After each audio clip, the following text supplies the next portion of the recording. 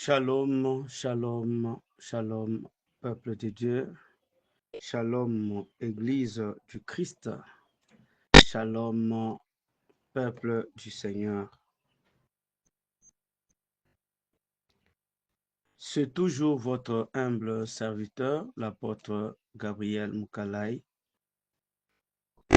Me voici une seconde fois de plus devant vous pour la continuité de notre témoignage. Oui, ça fait un bout de temps que vous n'avez pas reçu la suite. Nous sommes toujours dans le village des serviteurs de Dieu. Et là, à un certain temps, nous avons pu interrompre l'avancement juste pour des raisons valables. Il y a eu des attaques sur tout le plan et l'ennemi cherchait à nous faire taire afin que nous ne parvenions pas à transmettre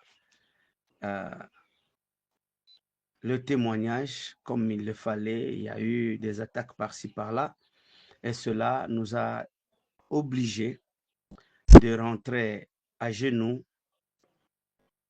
de faire un pas en arrière en prière, raison pour laquelle vous aviez constaté ce grand silence. Soyez bénis de partout où vous êtes, soyez édifiés de partout où vous êtes à travers ce grand message que nous sommes en train de vous transmettre. Avec ces témoignages, nous savons que plusieurs personnes ont été bénies par ça. Plusieurs personnes ont vu leur vie transformée par ces témoignages au travers la puissance du Saint-Esprit et la grâce du Seigneur. Raison pour laquelle l'ennemi ne voulait pas nous laisser les champs libres. Il a préféré se lever contre nous pour nous attaquer de par-ci par-là afin que nous puissions nous taire. Mais gloire au Seigneur, à cause de Jésus-Christ, nous acceptons tout et acceptons d'avancer pour sa gloire. Soyez bénis de partout où vous êtes. Restez connectés sur nos 3 chaînes respectives. Et ces 3 chaînes sont en train de nous relayer en temps réel pour transmettre ces messages. Il s'agit de Christ sans frontières TV, Jésus-Christ sauve TV et Jésus-Christ vainqueur des nations TV. Ces 3 chaînes sont en train de nous relayer en direct. Soyez bénis au travers de ces chaînes et que l'Éternel Dieu continue à vous soutenir en tout et pour tout. Nous allons prier.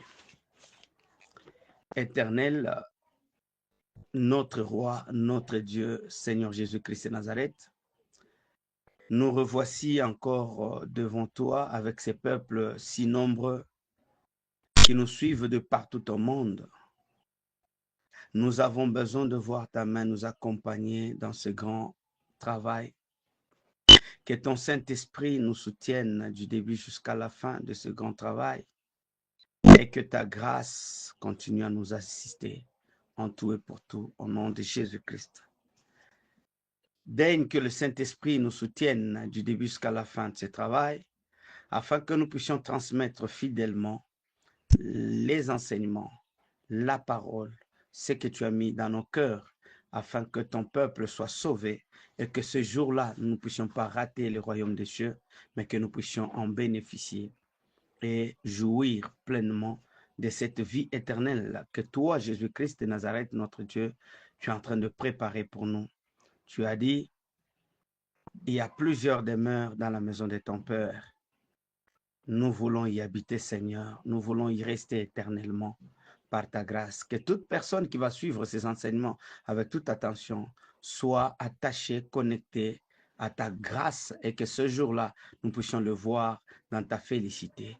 Au nom de Jésus-Christ de Nazareth. Ainsi, nous sommes en train de prier avec action de grâce et nous disons Amen. Oui, bien-aimés dans le Seigneur, avant de continuer, Avant d'avancer, nous aimerions lire la parole du Seigneur. Là, je suis dans le livre de Matthieu, à son chapitre 7. De préférence, je commence par le 20e jusqu'au 23e. Je lis au nom de Jésus-Christ de Nazareth. C'est donc à leurs fruits que vous les connaîtrez.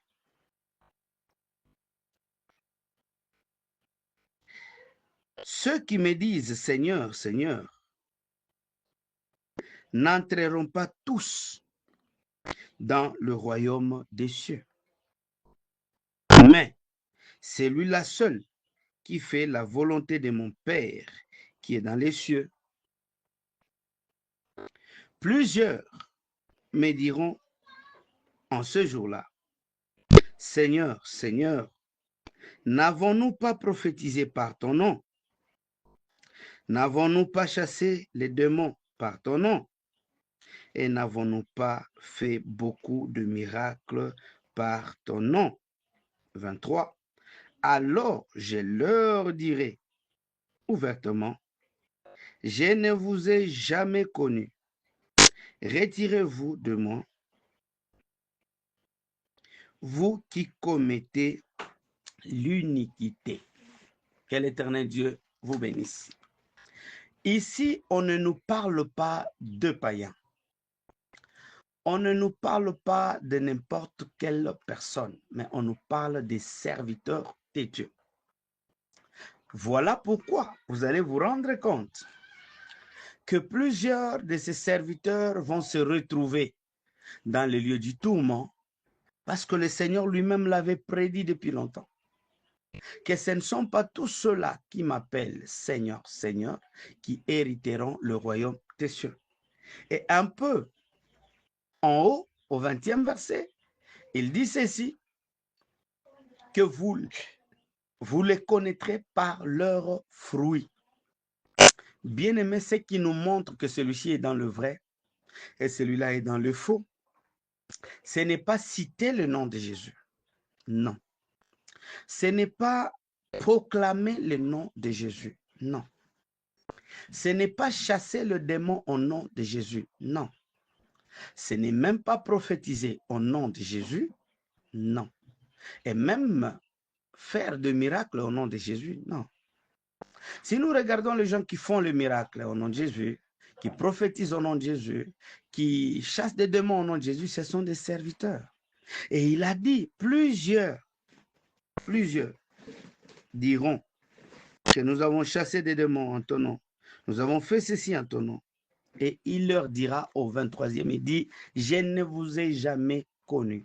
Donc cela veut dire que vous pouvez être serviteur, vous pouvez marcher avec la Bible dans vos aisselles, vous pouvez prêcher Jésus, vous pouvez chasser des démons au nom de Jésus, vous pouvez prophétiser avec exactitude, vous pouvez même faire des miracles, plusieurs miracles, au nom de Jésus, parce qu'il a bien dit, ils les feront en mon nom. Nous avons chassé des démons par ton nom.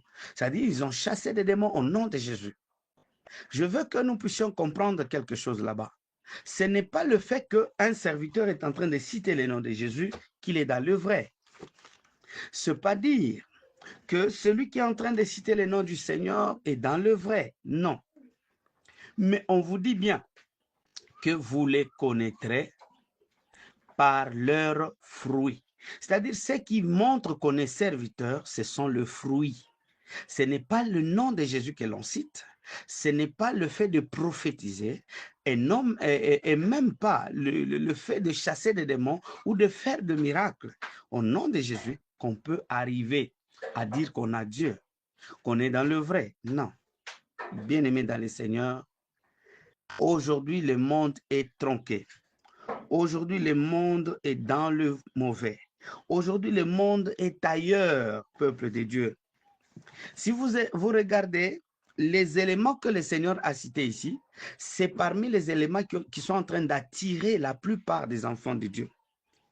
Alors qu'en étant attirés par ces choses, nous nous retrouvons que nous entrons dans le chemin de la perdition. Dans le chemin de la perdition. Église du Seigneur, réveillez-vous. Quels sont les fruits au travers lesquels nous allons le connaître? C'est lorsque vous vous rendez compte qu'un serviteur qui fait l'œuvre de Dieu, mais il se base sur son ventre. Tout ce qu'il fait tourne autour de son propre ventre. Oui, Philippiens va me donner raison. Je suis dans Philippiens, chapitre 3, du 18e au 20e. Vous allez comprendre ce que la Bible dit. Car il en est plusieurs qui marchent en ennemi de la croix de Christ. Je vous en ai souvent parlé et j'en parle maintenant encore en pleurant.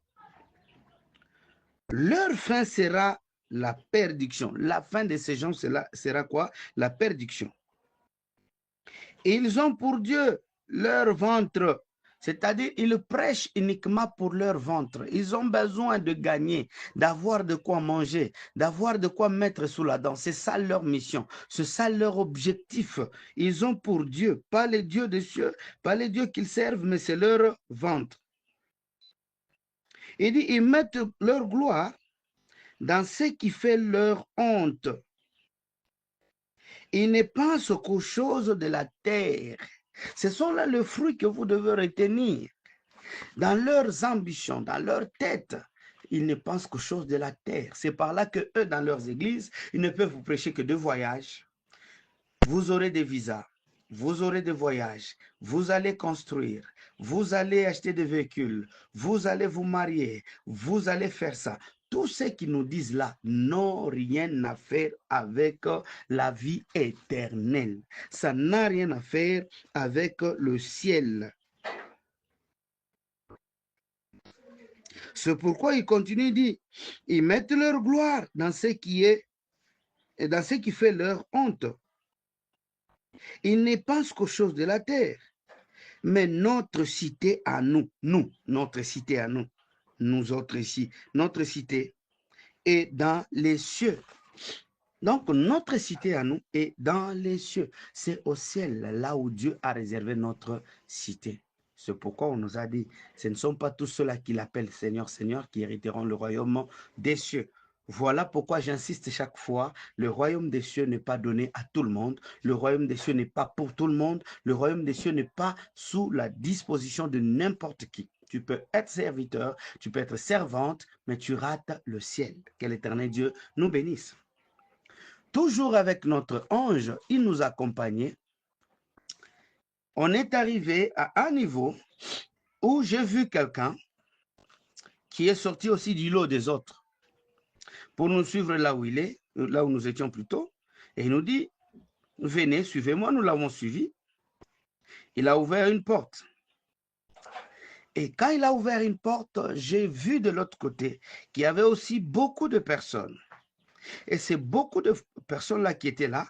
On lui a demandé pourquoi et qu'est-ce que ces gens sont en train de faire dans ces lieux du tourment. Il dit oui, tous ces gens sont ici. Pourquoi? Parce que moi et eux, nous avons servi des faux dieux. Servir des faux dieux. Pour servir des faux dieux, nous sommes en train de voir un culte que les gens font pour des humains plutôt qu'au Seigneur. Je donne un exemple.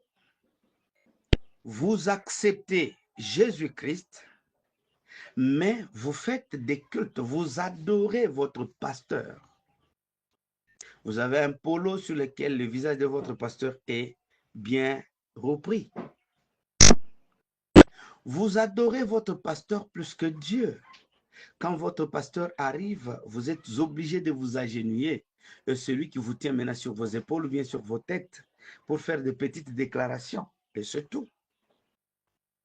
Vous êtes là, vous adorez la femme de votre pasteur. Il y a des effigies de votre pasteur sur votre église. Dans vos portefeuilles, vous avez des calendriers. Dans vos maisons, vous avez des calendriers. portant les effigies de vos pasteurs.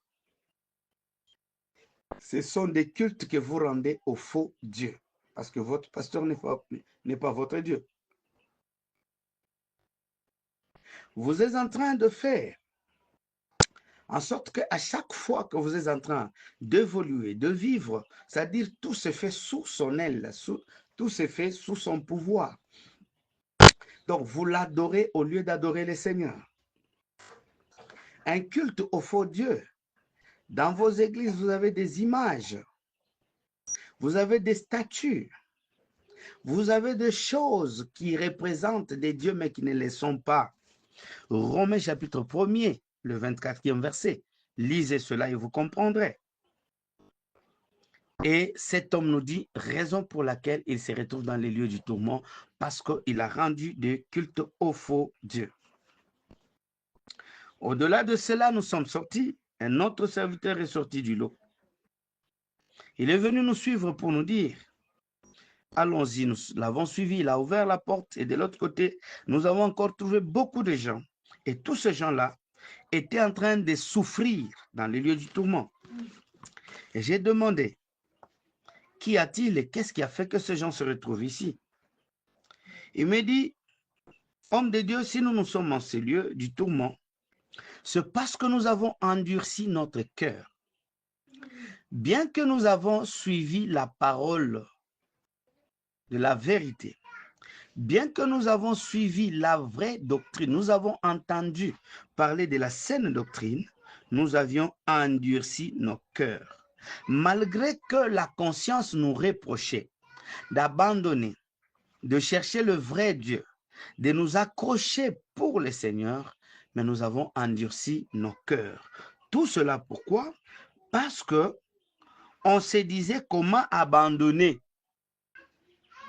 ce chemin, comment nous séparer de ce chemin pendant que c'est déjà un chemin dans lequel nous sommes beaucoup plus habitués.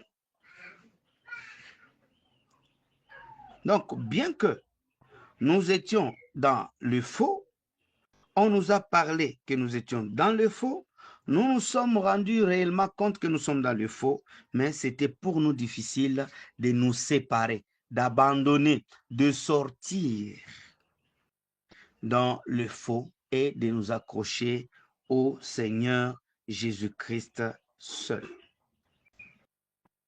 Nous avons accepté de continuer dans la voie du mal, malgré la reconnaissance, malgré cette capacité de savoir que nous sommes dans le faux. Après, nous sommes sortis avec l'ange, nous avons trouvé un autre homme de Dieu qui s'est retiré aussi du lot.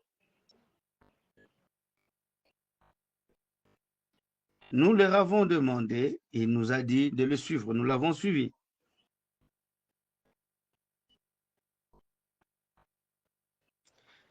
Il a ouvert une porte. Là, je tire l'attention et des fidèles. Je tire l'attention des serviteurs et des servantes de Dieu. Je tire l'attention de tous ceux-là qui œuvrent dans l'œuvre du Seigneur. Cet homme que j'ai trouvé là-bas, il a ouvert la porte et j'ai trouvé beaucoup de gens avec des choses à leurs mains. Il y avait qui portait des chaises, les autres avaient dans leurs mains des rideaux, les autres avaient des câbles, les autres des micros, les autres de ceci, c'est-à-dire des objets qui servaient au temple de Dieu, les objets qui étaient commis au service du Seigneur, mais ils les ont pris pour aller en utiliser dans leur maison. Et il me dit, tu vois tous ces gens qui sont ici? J'ai dit oui, qu'est-ce qu'ils font ici et quel est leur problème? Il me dit, homme de Dieu, si tous ces gens sont ici, ce sont ces gens-là qui s'étaient servis des choses et des matériels de l'église et ils sont allés avec ça dans leur domicile. Je donne un exemple. Il y a des rideaux qu'on a désaffectés. C'était des rideaux de l'église que l'on a désaffectés, mais ces personnes-là les ont prises pour aller en utiliser dans leur maison. Par exemple, il y a des rideaux qui étaient de l'église. Comme on achetait d'autres rideaux, toi, tu fais souvent la lessive des rideaux de l'église, tu prends ces anciens rideaux pour les ramener chez toi à la maison. Des chaises, des câbles, des histoires qui ont servi, des ustensiles qui ont servi à la Sainte Seine, qui ont servi à l'œuvre du Seigneur, qui ont servi au programme de l'Église, qui ont servi à l'avancement de l'œuvre du Seigneur, mais ces gens les ont prises et sont allés avec ça dans leur maison d'habitation, raison pour laquelle ils sont allés se retrouver dans le lieu du tourment. Soyez bénis. À Jésus la gloire, à Jésus-Christ l'honneur, à Jésus-Christ la faveur. Il est digne d'être élevé, il est digne d'être loué, car il est Dieu. Nous sommes sortis de là. Un autre homme de Dieu s'est détaché des autres pour venir vers nous. Je lui ai vu et il nous a rapprochés avec l'ange. Nous sommes arrivés quelque part, il a ouvert la porte et nous sommes entrés. Arrivés dans cette porte, qu'est-ce que nous avons trouvé? Nous avons trouvé aussi beaucoup de gens. C'est pourquoi je vous disais, peuple de Dieu, à chaque instant, à chaque minute, à chaque seconde, le chemin qui mène vers l'enfer est un chemin plein d'arguments, plein de personnes qui regorgent plusieurs personnes qui partent vers là-bas. Et ces groupes que j'ai trouvés, c'est le groupe de ceux-là qui ont servi Dieu avec négligence. Il a été choisi comme serviteur, modérateur, prédicateur, intercesseur, quelqu'un qui fait l'œuvre de Dieu, mais celui-là, il le fait avec négligence. À cause du fait qu'ils ont servi le Seigneur avec négligence, ils sont allés se retrouver dans les lieux du tourment. Juste à cause de la négligence. À cause du fait qu'ils n'ont pas servi Dieu avec du zèle. Donc, selon eux, ils allaient à l'église juste par formalité. Pour que seulement le parent le voit qu'il fréquente l'église, pour que simplement les gens sachent qu'il va à l'église, mais en réalité, lui-même, il le fait avec négligence. Il ne servait pas le Seigneur comme le Seigneur l'avait voulu que cet homme le serve. C'est-à-dire, ce sont des gens qui ont servi le Seigneur, pas avec une relation personnelle entre eux et le Seigneur.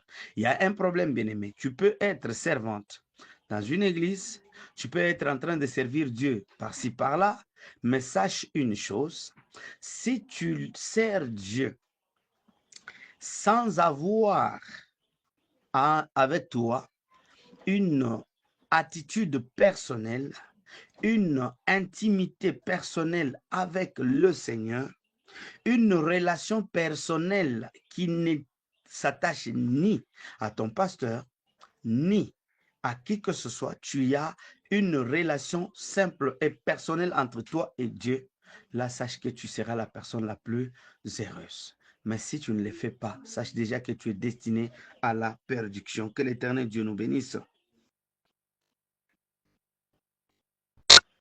Après, nous sommes sortis. Nous avons trouvé un autre homme de Dieu qui s'est retiré aussi du lot. Il est venu nous voir, il s'est approché de nous. Quand nous sommes entrés avec lui, il a ouvert la porte, car on le suivait par derrière. Nous sommes arrivés et il a ouvert la porte. On a trouvé encore beaucoup de gens. Et ces beaucoup de gens m'ont scandalisé. Matthieu 21, 13. Ces gens m'ont scandalisé. Et c'est par là que j'ai compris que Dieu ne blague pas avec le ciel. Dieu ne joue pas avec le ciel. Le royaume des cieux est un royaume du Seigneur. Le royaume des cieux est un royaume là où rien de mauvais ne pourrait entrer. Avant que je donne les éléments de cet homme de Dieu, je suis dans Matthieu, chapitre 21, le 13e verset, ainsi dit la parole du Seigneur. Et il leur dit, il est écrit, ma maison sera appelée une maison de prière, mais vous, vous en faites une caverne de voleurs. Ces gens-là, ce sont ceux serviteurs qui étaient en train de changer l'église du Seigneur en lieu de commerce. Ils sont en train de vendre l'huile d'onction, ils vendent de l'eau, ils vendent des chapeaux, ils vendent des mouchoirs, ils vendent des histoires dans l'église. Donc, dans leur but lucratif, dans leur objectif d'avoir de l'argent, ils commencent à commercer des choses dans l'église du Seigneur. Et sans scrupule, sans honte, sans peur, ils les font devant la chair. Ils les font devant tout le monde. Devant l'autel du Seigneur, ils font leur commerce. Voilà pourquoi dans Matthieu, il dit, la maison de Dieu, ce n'est pas une maison de voleurs, une caverne de voleurs, mais c'est un lieu de prière. Et voilà pourquoi la plupart de gens, la plupart de ceux qui se disent serviteurs et servantes et qui sont en train de marcher dans cet état, sachez que le lieu du tourment vous attend, quelle que soit votre manière de vous défendre. Quelle que soit votre manière de chercher à appuyer vos actes, sachez que vous êtes destinés à aller en enfer. Car Dieu n'est pas un Dieu qui blague avec le royaume des cieux. Il a dit, ce ne sont pas tous ceux qui m'appellent Seigneur, Seigneur, qui hériteront le royaume des cieux. Et il renchérit en disant, plusieurs me diront, n'avons-nous pas chassé des démons en ton nom? N'avons-nous pas prophétisé par ton nom? N'avons-nous pas fait beaucoup de miracles par ton nom? Et je leur dirai, dit la parole, que je ne vous ai jamais connu. Que l'Éternel Dieu vous bénisse de partout, vous nous suivez. Que chacun puisse, dans ce témoignage, les éléments qui vont l'aider à savoir et à comprendre que Dieu a besoin de notre transformation. Dieu a besoin de notre changement. Dieu a besoin de notre salut. Soyez bénis de partout où vous êtes et que la gloire du Seigneur vous couvre en tout et pour tout. Après, nous sommes sortis.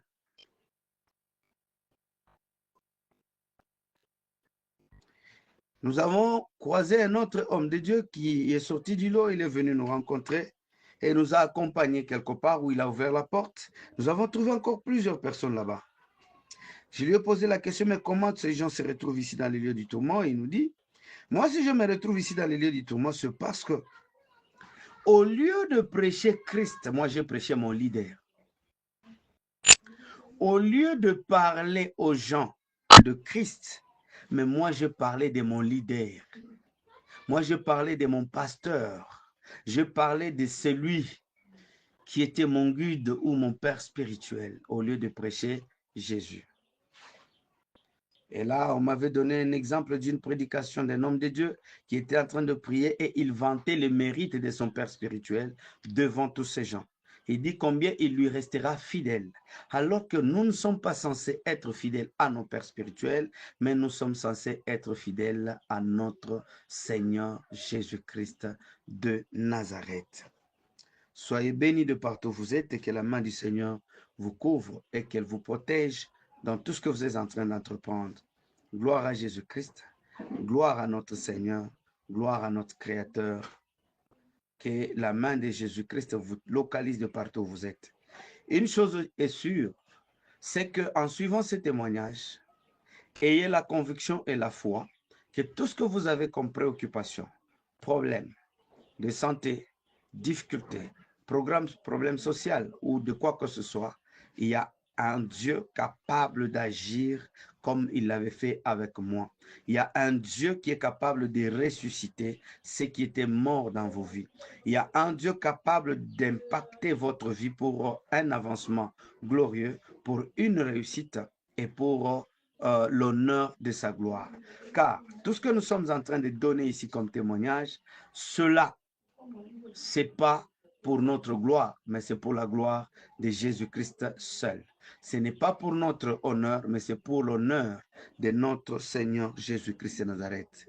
Chers serviteurs de partout où vous êtes, il y a une éternité qui vous attend. chers serviteurs de Dieu, ne soyez pas de ceux-là qui diront ce jour-là que nous avons prophétisé en ton nom. Nous avons chassé des démons par ton nom et nous avons fait beaucoup de miracles par ton nom.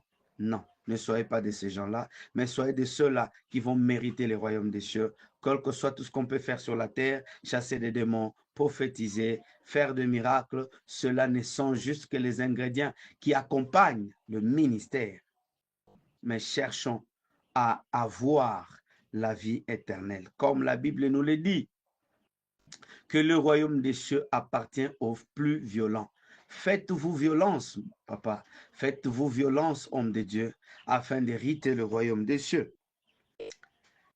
Quand nous sommes sortis chez cet homme de Dieu, nous avons trouvé l'autre qui est venu vers nous et il nous dit, suivez-moi, nous l'avons suivi.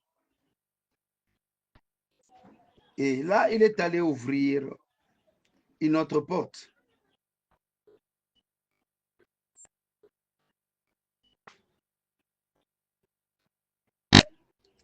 Et quand il a ouvert la porte, nous sommes entrés. Excusez, nous avons rencontré plusieurs personnes encore là-bas. Et tous ces gens avaient plusieurs alliances sur leurs doigts. Et quand nous avons posé la question, mais qu'est-ce qu'il y a avec toutes ces alliances? Et une chose qui était sûre, c'est que ces alliances étaient en train de leur pincer, de leur coincer sur le doigt à cause de douleurs. Ils étaient en train de crier, de pleurer, de se lamenter par rapport à tout ce qu'ils étaient en train de subir. Et je posais la question, qu'est-ce que ces gens font ici? Il me dit, homme de Dieu, si nous sommes ici avec tous ces gens, c'est juste parce que nous avons servi Dieu. Mais à côté, on avait les femmes que l'on appelle femmes de ministère. C'est-à-dire en dehors de nos femmes, en dehors de leurs femmes légitimes, ils avaient leurs femmes de ministère, les femmes qui devraient accompagner leur ministère. Voilà pourquoi ces gens s'étaient retrouvés dans les lieux du tourment, loin de la gloire, loin de la grâce du Seigneur, en enfer en train de pleurnicher. Après là, nous sommes sortis, sommes allés, on a rencontré encore un autre homme de Dieu qui nous dit, venez, nous sommes arrivés. Et là, nous avons trouvé un groupe de beaucoup de personnes et chacun tenait des bougies à leurs mains. Et ils avaient beaucoup de bougies.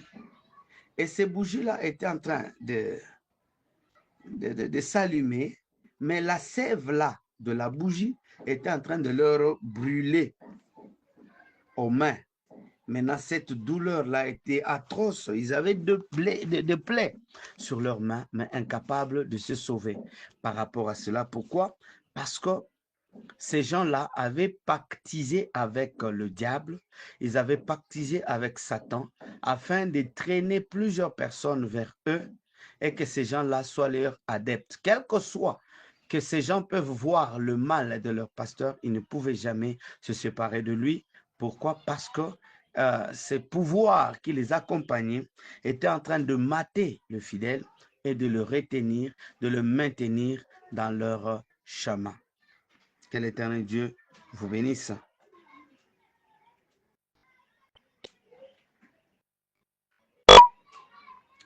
Après, nous sommes sortis, nous avons trouvé aussi un autre homme de Dieu qui est venu vers nous. Et celui-là, il avait des portraits à ses mains.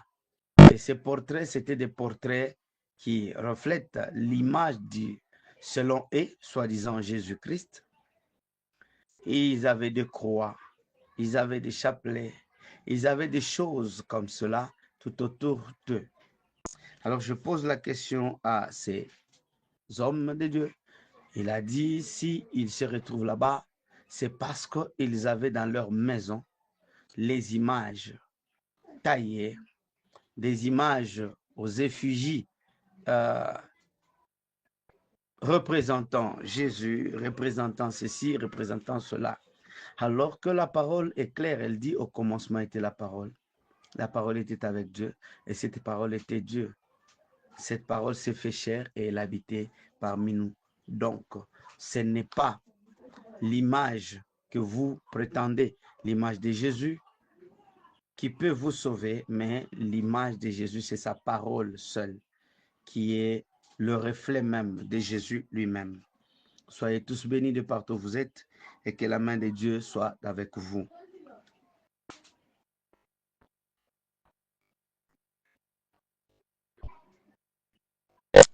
Après cela, peuple de Dieu, nous avons encore avancé.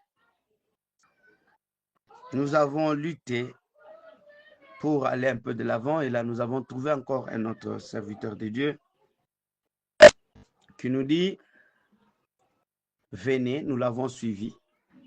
Et là où nous sommes allés, il a ouvert la porte